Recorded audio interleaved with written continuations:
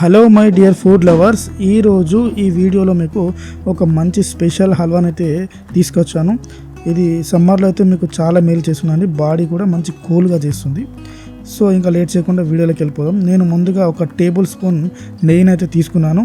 ఇది కొంచెం వేడి అయిపోయిన తర్వాత కరిగిపోతుంది కదా, కరిగిన తర్వాత దీంట్లోకి డ్రై ఫ్రూట్స్ అయితే వేసుకొని చిన్న మంట పైన రోస్టింగ్ అయితే చేసుకోండి. డ్రై ఫ్రూట్స్ అయితే మీ ఇష్టం వచ్చినటువంటి డ్రై ఫ్రూట్స్ అయితే దీంట్లోకి తీసుకోవచ్చు అండి. కిస్మిసెస్ కానీ, బాదం కానీ, కాజు కానీ, ఇంకా వేరే ఏదైనా కానీ కూడా తీసుకొని మీరు ఇట్లా చిన్న మంట పైన రోస్టింగ్ అయితే చేసేసుకొని తర్వాత ఒక చిన్న గిన్నె తీసుకొని దాన్ని సపరేట్గా ఒక బౌల్లో వేసేసుకోండి.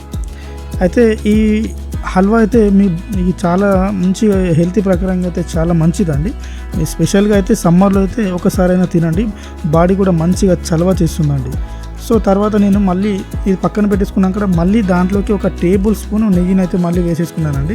నేను ఇప్పుడు ఒక ఫ్రెష్గా ఒక చిన్న సోరకాయ ముక్కనైతే తీసుకొని దాన్ని మంచిగా చిన్నగా సన్నగా తరుముకొని మీరు ఒకవేళ వాటర్ని పిండేసి కూడా దీన్ని డైరెక్ట్గా తీసుకోవచ్చు అండి, లేదంటే డైరెక్ట్గా తీసుకోవచ్చు.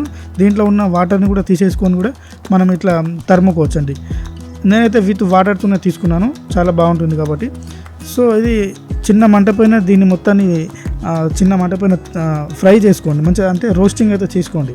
అంటే దీంట్లో ఉన్నటువంటి వాటర్ మొత్తం అనేది వెళ్ళిపోయేంత వరకు, చిన్నగా డ్రై అయ్యేంత వరకు, దగ్గరికి వచ్చేంత వరకు మీరు కొంచెము రోస్టింగ్ అయితే చేసుకోండి. ఈ విధంగా ఇదైతే చాలా అద్భుతంగా మీకు పనిచేస్తుందండి, హెల్తీగా మంచిది, చాలా ఆరోగ్యానికి మంచిది.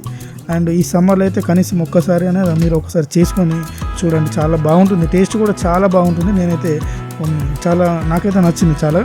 తర్వాత ఇది చిన్న దగ్గరికి అయిపోయిన తర్వాత దీంట్లోకి 1 గ్లాసు మిల్క్ అయితే నేను వేసుకున్నాను.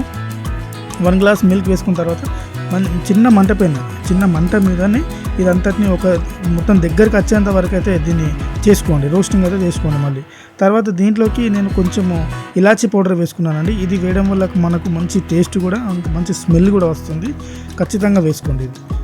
తర్వాత ఇదంతటిని దగ్గరికి మనకు ఒక గుజ్జులాగా వచ్చేంత వరకు చేసుకోండి.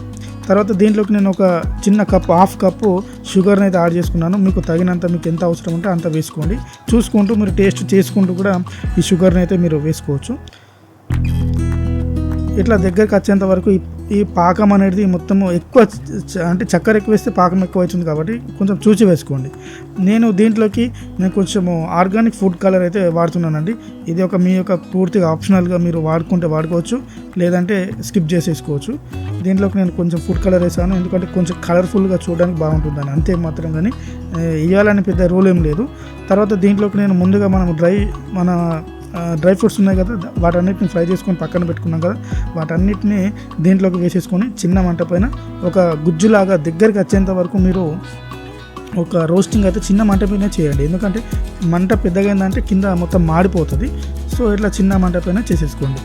సో మనకు కంప్లీట్గా రెడీ అయిపోయిందండి. మనము ఒక చిన్న బౌల్ తీసుకొని దాంట్లోకి సర్వ్ చేసుకొని ఇంకా తినేయడం అండి. సో ఇలా మీరు సింపుల్గా ఉంటుందండి, పెద్ద ప్రాసెస్ ఏముండదు, జస్ట్ ఒక 5 మినిట్స్లోనే ఇది రెడీ అయిపోతుందండి. సో మీకు నచ్చినట్టయితే ఒక లైక్ అయితే చేయండి. అంటే ఇంకా కొత్త వారు అయితే ప్లీజ్ సబ్స్క్రైబ్ అయితే చేసేసుకోండి. Thank you very much.